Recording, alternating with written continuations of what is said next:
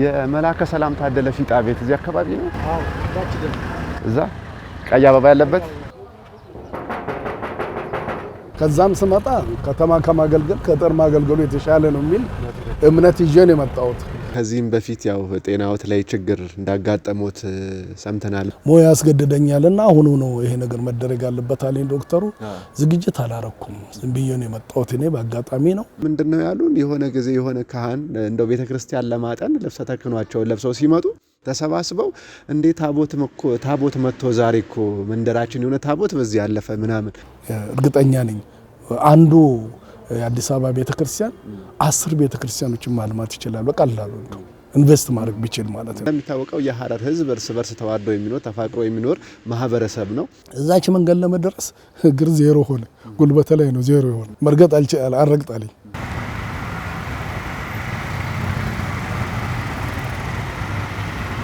ሰላም ጤና ይስጥልን ክቡራትና ክቡራን ተመልካቾቻችን፣ ይህ በየሳምንቱ በይሳት በማህበረ ቅዱሳን የስብከተ ወንጌልና ሐዋርያዊ አገልግሎት እየተዘጋጀ ለእናንተ ለተመልካቾቻችን የሚደርሰው ግብረ ሐዋርያት የተሰኘው ዝግጅታችን ነው። በዛሬው የግብረ ሐዋርያት ዝግጅታችን እንግዲህ ሐረር ከተማ ላይ ተገኝተናል። እዚህ ሐረር ከተማ የተገኘንበት ምክንያታችን አንድ እንግዳ ወደ እናንተ የምንጋብዝ ነው የሚሆነው።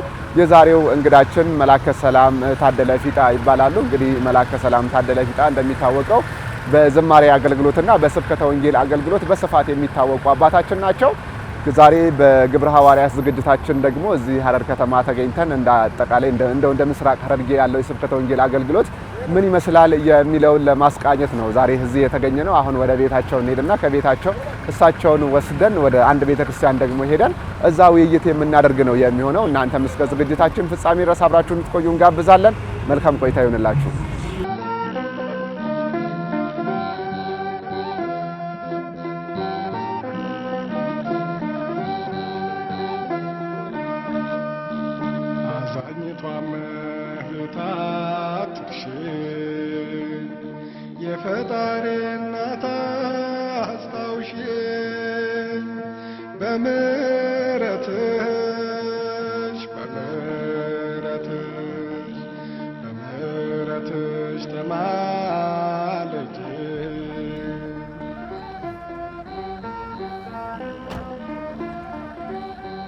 እንዴት ነህ?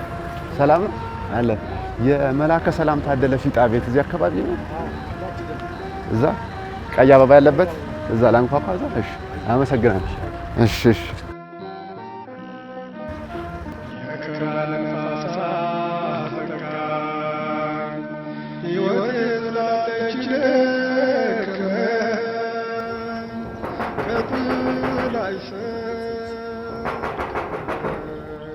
እዚህ ቤት እንዴት አሉ?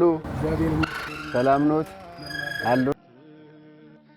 ሰላም ነው። እንዴት ሰላም ነው። አሉ? እንዴት ነው? ቤት አልተሳሳትንም አይደል? እየጠየቅን ነው የመጣ ነው። እንዴት ናችሁ? ቤተሰብ ሁሉ ሰላም አለን? እግዚአብሔር ይመስገን። እንዴት ናችሁ? እሺ እሺ አለን። በጣም ደስ ይላል። እሺ ባክህ ሰተም እንዳልጠፋስቴ እመቤቴ እመቤቴ እመቤቴ ተመልከቼ እንደምንመጣ አውቃችኋል ማለት ነው። ተዘጋጅታ የምንወደውን ነገር ነው ወይስ መረጃ የሰጣችሁ ሰው አለ? እንዴት ተዘጋጀ? እግዚአብሔር ፈቃድ ነው። እንጀራ ነው ያው ትኩስ እንጀራ መድኃኒት ነው። ጣፍጣችን ትኩስ እንጀራ ይባላል። አዎ በጣም ነው የምወደው። ክቡራን ተመልካቾች እንግዲህ አሁን በአባታችን ግቢ ተገኝተን ይኸው በዚህ መልኩ ትኩስ እንጀራ ቀርቦልን በዚህ መልኩ ደርሰናል። እግራችን እርጥብ ነው ማለት ነው። እናመሰግናለን። እንግዲህ አባታችን እስቲ ደግሞ ወጣ ብለን ወደ ኪዳነ ምሕረት ቤተክርስቲያን እንሄድና እዛ እንግዲህ አካባቢው ላይ ያለው የስብከተ ወንጌል አገልግሎት ምን ይመስላል የሚለውን በተለይ ደግሞ እዚህ ምስራቅ ሐረርጌ አካባቢ እርሶ በስፋት ያውቁታል ቦታውን እዚህ እንደመቆየቱ እዛ ሄደን እስቲ አንዳንድ ነገሮችን እናወራለን። ወደዛው እንሂድ። ቦታውንም እርሶ እያሳዩን ወደዛው እንሄዳለን። ሰፈራችን እዚህ ነው። ረጅም ዓመት የኖሩበት አይደለ? ተከራይ ነዋሪዎች ስለሆነ የተከራየ ነው የምንኖረው አይደለ? ከተማ ቢኖር ለራስ እንጂ ትክክል ለአገልግሎት ይሄና ላይ አይደለም። እውነት ነው። ግን ይሄኛው አገልግሎት ብዙ ስላለ አዝመራው በስፋት ሰፊ ነው። ትክክል። ለዛ በሚል እመቤቴ እባክሽ ከፈጣሪ አስታርቂኝ ከልጅሽ ያላንቺ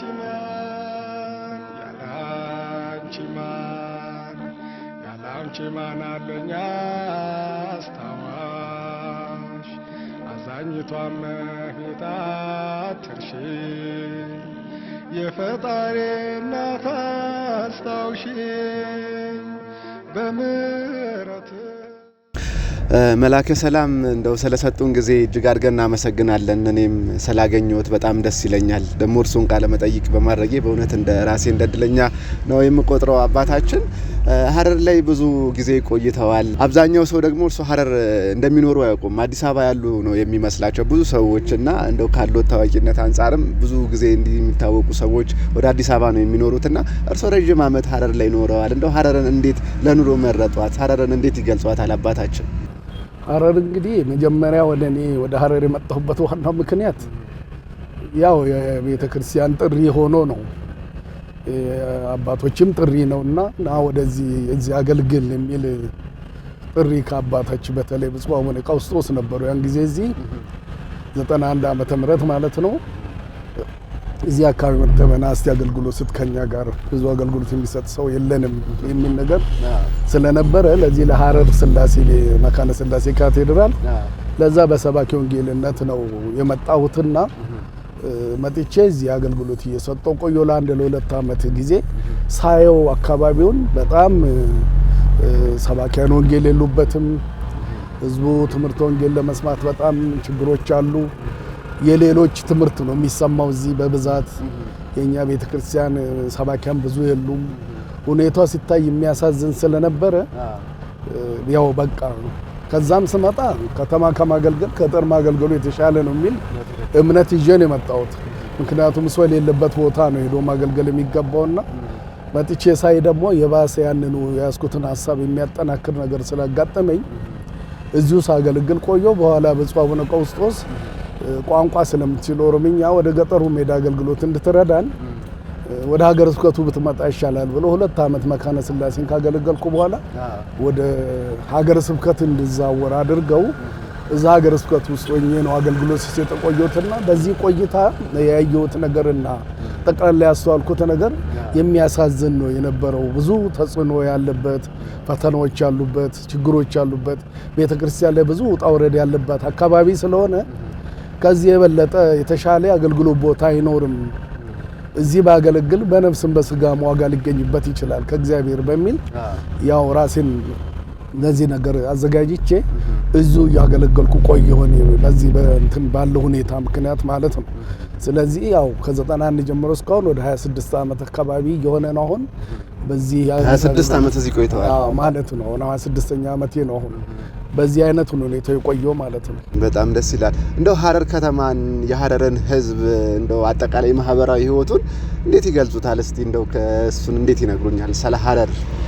የሀረር ህዝብ በማህበራዊ ህይወቱ በጣም ተባብሮ ተስማምቶ እርስ በርስ ተግባብቶ የሚኖር ነው። ሃይማኖት ሳይለይ በጎሳ በምን ሳይለያይ ተባብሮ የሚኖር ህዝብ ነው።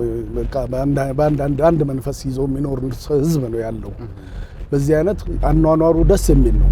በግልጽነት የሚነጋገር ግልጽ ሆኖ የሚነጋገር ችግሩን በግልጽ የሚወያይ ያለውን ነገር በጋራ እንትን የሚያደርግ ህዝብ ነው ያለው። ህዝቡ ሁሉም አይነት ሰው ነው ያለው። እዚህ የሌለ ሰው የለም። እዚህ ሀገር እንዲህ ባለው ሁኔታ ነው የሀረር ህዝብ የሚኖረውና አኗኗሩ መልካም ነው። በጣም ደስ የሚል ነው። ማህበራዊ ህይወቱ ጥሩ ነው። የሚያስገርምና የሚደነቅ ነው። በግልጽኝነት እውነቱን ተነጋግሮ የሚኖር ህዝብ ነው ያለው። ተባብሮ የሚኖር ህዝብ ነው።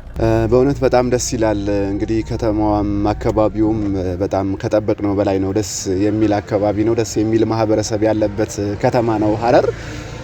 እስቲ ደግሞ ቁጭ ብለን ደግሞ አንዳንድ ነገሮችን ይበልጥ በተለይ እንደ ምስራቅ ሐረርጌ ያሉ አገልግሎቶችን በተለይ ደግሞ በስብከተ ወንጌል አገልግሎት ያሉ ነገሮችን እሱን ያጫውቱናል። ቁጭ ብለን ደግሞ እናወራለን ወርደን። የፈጣሪ እናት አስታውሺኝ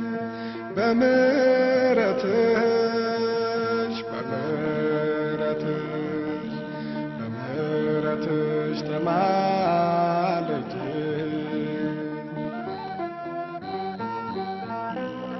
ጌቴሴማኒ መንበረ ጵጵስና ጌቴሴማኒ ኪዳነ ምሕረት የምትባለው በፊት እዛ ታች መቃኞ ነገር አለች እዛ ውስጥ ነው የነበረችው። አሁን ነው ይሄኛው ተሰርቶ ታቦቷ ወደዚህ የመጣችው። ይሄኛው አሁን የተሰራው አዲስ ነው። ይሄው የተሰራ መጀመሪያ ቤት እዚህ ፖስት በዚህ በኩል አለች መቃኛው ከመንበረ ጵጵስና አጠገብ ትንሽ ቤተክርስቲያን ነች። ብፁዕ አቡነ ቴዎፍሎስ እንደ ስዕል ቤት አድርገው ጸሎት የሚያደርሱባት ነበረች። ለዛው ኪዳነ ምሕረትም ታቦት ነበረችባት። በዛችሁ ብዙ አመት ቆይታ በኋላ ወደዚህኛው ይሰራላት ቤተክርስቲያን ይሰራ ተብሎ እዚህ ላይ ቤተክርስቲያን ተሰርቶ ወደዚህ መጣው። ከዛ ወዲህ ነው አሁን ወደ 6-7 አመት ይሆናል ከመጣ ወደዚህ ማለት ነው። 7-8 አመት እዚህ አዲስ ላይ ወደዚህ ከመጣ እንደዛ ሆኗል አሁን።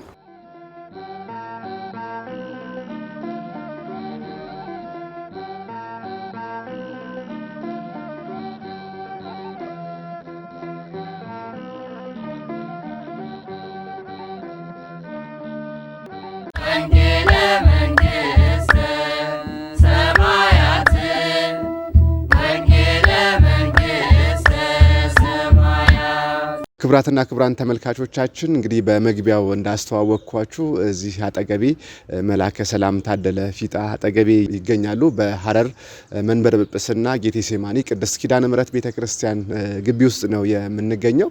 አሁን እንግዲህ በስብከተ ወንጌል አገልግሎት ዙሪያ አካባቢው ላይ ያለው የስብከተ ወንጌል አገልግሎት ምን ይመስላል የሚለውን ከሳቸው ጋር አብረን ቆይታ የምናደርግ ነው የሚሆነው። በድጋሚ አብራችሁን ቆይታ እንድታደርጉ ጋብዛለሁኝ። መልካም ቆይታ ይሁንላችሁ። አባታችን ስለሰጡን ጊዜ እጅግ አድርገን እናመሰግናለን። እኔም አመሰግናለሁ። እግዚአብሔር ይስጥልን። እናመሰግናለን። እንግዲህ ከቤት ጀምሮ አንዳንድ ነገሮችን እየተወያየን መተናል። ያው ጫፍጫፉን አንስተናል። እንዳጠቃላይ ደግሞ እንደ ምስራቅ ሐረርጌ ያለው የስብከተ ወንጌል አገልግሎት ምን ይመስላል የሚለውን በስፋት የምናይ ነው የሚሆነው። አባታችን እስኪ እንደው ከዚሁ ከሐረር ከተማ እንነሳና መነሻችን አድርገን እንደው እንደ ሐረር ከተማ ያለው የስብከተ ወንጌል አገልግሎት ምን ይመስላል፣ ምን መልክ አለው የሚለውን እስኪ አባታችን እንዴት ይገልጹታል? አዎ እንግዲህ የሐረር የስብከተ ወንጌል እንቅስቃሴ አሁን የምናየውን አይነት አልነበረም። በፊት ብዙ እንቅስቃሴ አልነበረም። እንግዲህ እንደሚታወቀው ሐረር ታድሶ የሚባል ነገር ተነስቶ ወደ 89 ዓመተ ምህረት አካባቢ ችግሮች ነበሩ። ብዙ ውጣ ውረድ የነበረበት ቦታ በመሆኑ ፈተናዎች ነበሩና ቤተክርስቲያን ውጣ ውረድ ውስጥ ገብታ ነበር በዛ ጊዜ ሐረር ከተማ። ያ ካለፈ በኋላ ብዙ ነገሮች አስቸጋሪ ሁኔታዎች ተፈጥሮ ነበርና ስብከተ ወንጌልን ለማስፋፋት ተብሎ አባቶች ብዙ ጥረት አድርገዋል። በጊዜው ያሉት ሊቃነ ጳጳሳቱም ብዙ ነገር ተደርጓል። ያው እንደዛ እያለ መጥቶ ነው እንግዲህ ያለው ነገር በሂደት ምን መደረግ አለበት የሚለው ነገር እንዴት መሆን አለበት የሚለው ነገር ታስቦ እኔም መጥቼ ነበርና እዚህ በነበርኩበት ጊዜ ምንድነው መደረግ ያለበት በየአብያተ ክርስቲያናቱ ስብከተ ወንጌል እንዲስፋፋ ምን ማድረግ አለበት የሚለው ነገር ተሳስበና ከቤተ ክርስቲያን አቅም አንፃር ጥሩ መምህራንን ለመቅጠር የተማሩ ሰዎችን ለማምጣት አቅሙ ስለማይፈቅድ ጊዜያዊ መፍትሄ መፈለግ አለብን የሚለው ነገር አመዝኖ ካህናትን ማሰልጠን፣ ካህናትን ሰባኪያ እንዲሆኑ ማድረግ። አንደኛ አካባቢ ላይ ይኖሩና የአካባቢውን ሁኔታ የሚያውቁ ናቸው። ቋንቋውንም የሚችሉ ይኖራሉ። መነሻ መሆን ያለበት እዚሁ ካህናትን ስልጣን እየሰጡ ካህናቱ የስብከተ ወንጌል አገልግሎት እንዲሰጡ ማድረግ ቀዳሚ ነገር ይሆናል ተብሎ ታስቦ ካህናት ላይ ስልጠና መስጠት ተጀመረ ማለት ነው። ወደ 94 እና 95 አካባቢ ጀምሮ ማለት ነው። 90ዎቹ ውስጥ ማለት ነው። ያ ተደርጎ ከዚህ ከሐረር ከተማ አድባራት ሁለት ካህናት ተውጣጥተው እዚሁ በመንበረ ጵጵስናው ላይ እዚሁ ሀገረ ስብከት ቢሮ ላይ ለ3 ወር ስልጠናዎች ተሰጥተዋል። አስታውሳለሁ። ያንን ነው ያደረግነው። ስልጠናው ሲሰጥ ለሁለት ዓላማ ነው። አንደኛው ሰንበት ትምህርት ቤት መምህራን የላቸውም። ምንም አይነት ለሰንበት ቤት የተመደበ መምህር የለም። ከፍተኛ ደግሞ ችግር ይፈጠር የነበረው ሰንበት ትምህርት ቤት ላይ ነበር። ታድሶ የሚለው መንፈስ ገብቶ የነበረው ዋና እንትኑ ሰንበት ትምህርት ቤት ነበር። ስለዚህ ካህኑ መስቀል ይዞ ልጆቹ ፊት ቆሞ በጸሎት ከፍቶ በጸሎት እንዲዘጋ ምክረ ካህን ይሰጥ ለማድረግ ግድ ካህኑን አሰልጥኖ ማቆም አስፈላጊ ነበርና ሁለት ካህናት ናቸው የተመረጡት። አንዱ ለሰንበት ትምህርት ቤት፣ አንዱ ለደብረ ስብከት ወንጌል ተብሎ ማለት ነው። ከዛ እርስ በርስ እየተረዳዱ አገልግሎት እንዲሰጡ ተብሎ ይሄ ተደረገ። 13 ካህናት ናቸው ያን ጊዜ እዚህ ከተማ ላይ የሰለጠኑት። እነዛ ካህናት ተጽዕኖ ከወጡ በኋላ በየደብሩ የደብሩ ሰበካ ጉባኤ ትንሽ ለአገልግሎቱ ትኩረት እንዲኖር ትንሽ አልዋንስ እየከፈሉ አገልግሎቱን እንዲያስቀጥሉ ተደርጎ አንዱ ለሰንበት ትምህርት ቤት፣ አንዱ ለስብከተ ወንጌል አገልግሎት ተጀመረ ማለት ነው። በዛ መሰረት ሁለቱ እየተረዳዱ አገልግሎት ሲሰጥ፣ በጎን ደግሞ መሰረተ እምነቱን ለማስያዝ ህዝቡን መሰረተ እምነቱ ምን እንደሆነ ህዝቡ እንዲያውቅ ለማድረግ ወጣቱም እንዲረዳ ለማድረግ የኢትዮጵያ ኦርቶዶክስ ተዋሕዶ ቤተክርስቲያን ዶግሟ ምን ይመስላል የሚለውን ነገር ለማስተማር ለማስረዳት ዋናው መሰረቱ እሱ ስለሆነ እዛ ላይ ደግሞ ስልጠናዎች ለምእመናን ለሰንበት ተማሪዎች ስልጠናዎች በክረምት በረፍት ጊዜያቸው ለተማሪዎች ስልጠናዎችም ይሰጡ ጀመር።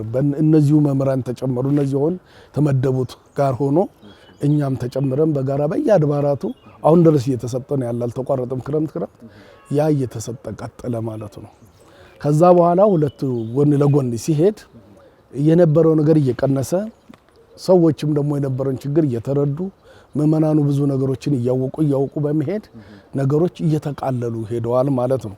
ሰንበት ትምህርት ቤትም በብዙ ትግል ብዙ ጣውረድ ያለው ቢሆንም ግን ያው ግንዛቤ ማስጨበጫ ስልጠናዎችን በጎን በመስጠት ስለ መዝሙረ ተዋህዶ ስለ ኦርቶዶክስ ቤተክርስቲያን መዝሙር ማንነት ምንነት የተወሰነ ግንዛቤ በመስጠት ምክንያቱም መዝሙር ነው ምን አለበት ዝም ብለው ብንዘምር ምስጋና ነው የሚል አይነት ስለነበረ የቅዱስ ያሬድ ዜማን መሰረት ያደረገ የቤተክርስቲያኗን ዶግማና ትውፊት መሰረት ያደረገ መዝሙሮቻችን ከዛ ጋር አብሮ ተጣምሮ የሚሄዱ መሆናቸውን የሚያስገነዝብ ግንዛቤ ማስጨበጫ በተለይ ሰንበት ትምህርት ቤቶች ሲሰጥ ነበርና ያንን በማድረግ ብዙ ነገሮችን ግንዛቤ ለመለወጥ ሙከራ ተደርጓል እንዳቅም።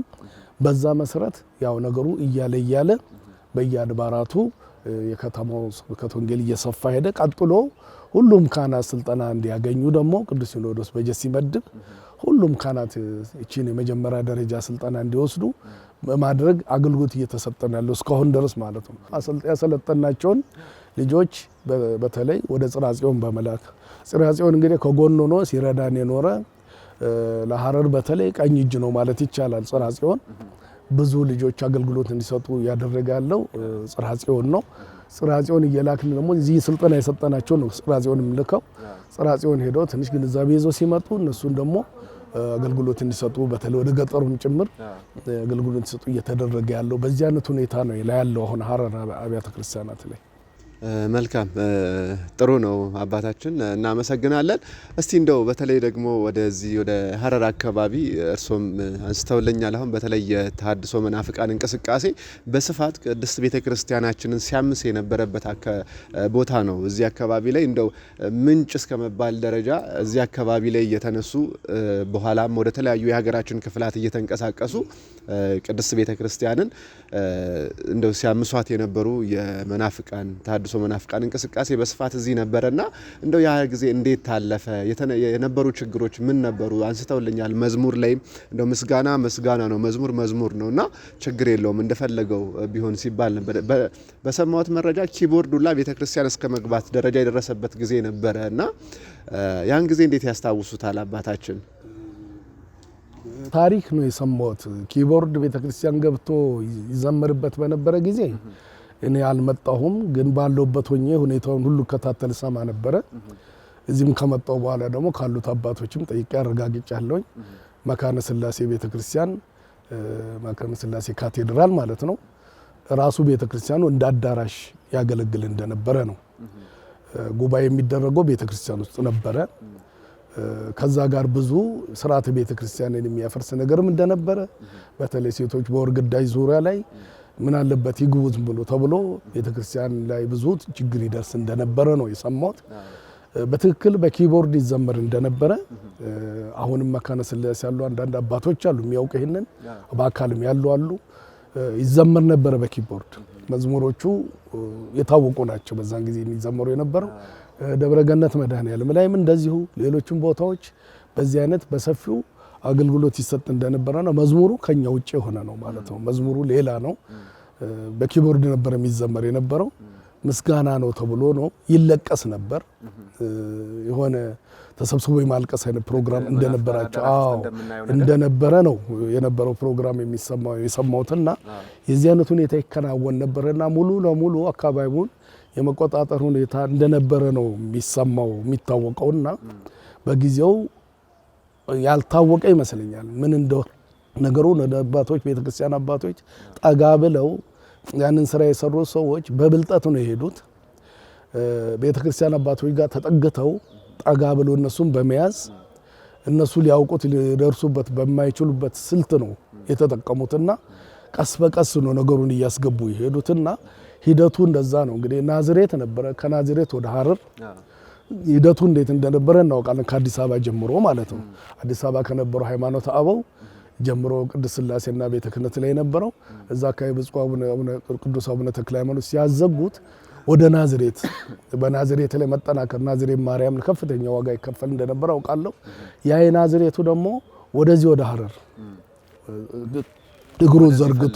እግሩን ዘርግቶ ናዝሬት ላይ እያለም ሐረር ላይ ይከናወን ነበረ። ሐረር ላይ ደግሞ ያለው የናዝሬቱ ቀስ በቀስ ህዝቡ ምእመናኑ ነቅተው ነገሩን ትሲሉት የሐረሩ ላይ ማጠናከር ተጀመረ። ተወርውሮ ከአዲስ አበባ ጭምር የሚመጡ ሰባኪያን ነበሯቸው እዚህ ድረስ የሚመጡ ማለት ነው። የታድሶ መምህራን ቀጥታ ከአዲስ አበባ እዚህ ድረስ ይመጡ እንደነበረና እነሱ መጥቶ ያጠናክሯቸው እንደነበረ ነው የሚታወቀው። በኋላ ግን ያው እየቆየ የቤተ ክርስቲያን አባቶች የሆነውን ነገር እያዩ ስርዓተ ቤተ ክርስቲያንም ሲፈርስ እያዩ ሴት ልጅ ከነወር ግዳጇ ቤተ ክርስቲያን ትግባ ሲባል የቤተ ክርስቲያን ብዙ ነገሮች ነው ይታይ የነበረው ሁኔታ ሲታይ የነበሩት አባቶች ካህናት የለም ብለው ይሄን ነገር ወደ መቃወምና ከቤተ ክርስቲያን እንዲወጣ የማድረግ ስራ እንደተሰራ ነው እንግዲህ የምናውቀው። በዛን ጊዜ አጋጣሚ ብፁዕ አባታችን በረከታቸው ይደረሰን አቡነ ኤልያስ መጥተው እንደነበረ ነው እዚህ እሳቸው ሁኔታው ካለፈ በኋላ የደረሱት የማረጋጋት ስራ የማቋቋም ስራ ሰርተዋል ብፁዕ አባታችን። ከዛም ቀጥሎ ሌሎችም እና አቡነ ይስሐቅም ነበሩ። ብዙ ነገር ነው ያለፈው። በዛ ጊዜ ያሉት አባቶች ብዙ ዋጋ ተቀብለዋል። ብፁዕ አቡነ ዜና እንግዲህ ፍርድ ቤት ድረስ ገብተው ፍርድ ቤት ሳጥን ቆሞ ተከራክሯል። በዚህ በሐረር ጉዳይ ብዙ ዋጋ ደርሷል። አይናቸው እንትን እስከሚጎዳ ድረስ ዋጋ ከፍለዋል ማለት ነው። እነዚህ ሁሉ አባቶች አልፈውበታል በዚህ በሐረር ጉዳይና ቀላል አልነበረም ነገሩ። በስልት የተከናወነ በጥናት የተደረገ ቀስ በቀስ እንዲገባ የተደረገ ስልትን የተጠቀመ ነበረ ነገሩ አካሄዱ ማለት ነውና የሚገርም ነው። ግን ያው ቆይቶ ሁኔታው ይፋ የሆነ ሲሄድ ምእመናኑም የማወቅ ካህናቱም የመረዳት ሁኔታ ስለተፈጠረ ተቃውሞ ገጥሞ ያ ነገር እንዲነሳ ተደርጓል ማለት ነው። በተለይ ምእመናን ሁለት ቦታ እስከ መክፈል ደረጃ የደረሰበት አጋጣሚ ነበርና አብዛኞቹ ምእመናን እንደው ባለማወቅ ወደ እነዛኞቹ ህብረት የተቀላቀሉ አሉ። በአንድ ቤተክርስቲያን እንኳን የአንድ ቤተክርስቲያን ልጆች ጎራ ከፍለው ሲጋፉ ድንጋይ ሲወራወሩ የነበረበት ጊዜ ነበርና እንደው ያን ተሐድሶቹስ የተመለሱት ተመለሱ መሄድ ያለባቸውም ሄደዋልና እንደው በወቅቱ ልቡ የተከፈለውን ምእመን በምን መልኩ ማዳን ተቻለ? እንደው ሲሰጡ የነበሩ ትምህርቶችስ እንደው ምን አይነት እንደው ትምህርቶች ነበሩ አባታችን? በዛን ጊዜ የነበረው ሁኔታ ምእመናኑ ውስጥ ስለሆነ በቤተ ዘመድም ጭምር የተያዘ ስለሆነ ማለት ነው። ከኔ ቤት ውስጥ አንድ ሰው እዛ አባል ከሆነ እኔ ቤት ውስጥ ያለውን የቤተሰቡ የመደገፍ ሁኔታ እንደነበረ በጣም ፈታኝ ነገር እንደነበረ ሁኔታ ነው የነበረው። በቃ ወደ ዝምድና ውስጥ ጭምር የገባና የተሳሰረ አይነት ነገር እንዲፈጠር ሁሉ ተደርጎ ነበር በዛ ጊዜ ማለት ነው።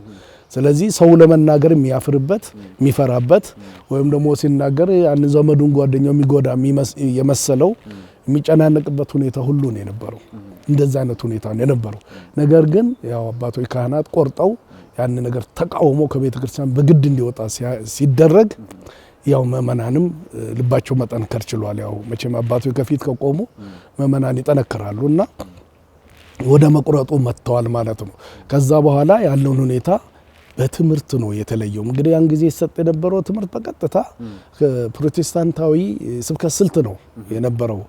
ያው ክርስቶስን እንሰብካለን የሚለው ነው። እንግዲህ እኛ ቤተክርስቲያን ክርስቶስ እንደማትሰብክ ተቆጥሮ እንግዲህ ጀማሪው እሷ ናት።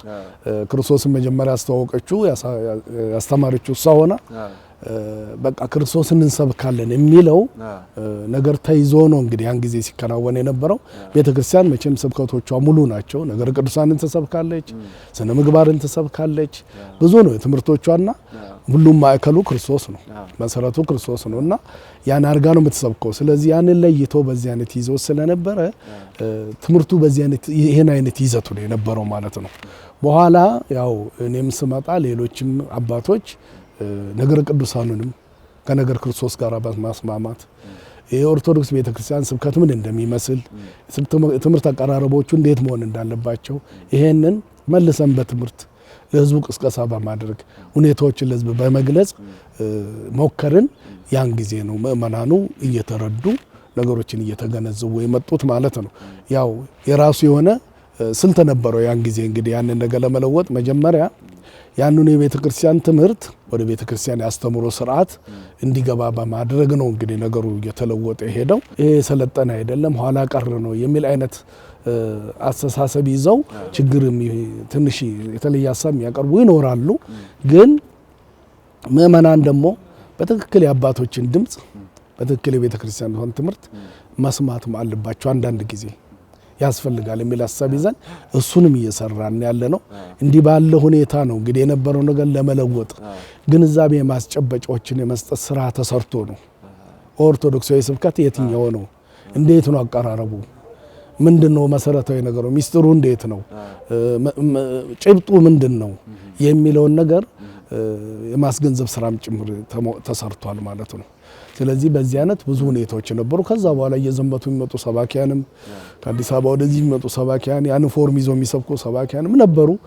እነሱም ብዙ ፈተና ደርሰው ነበር።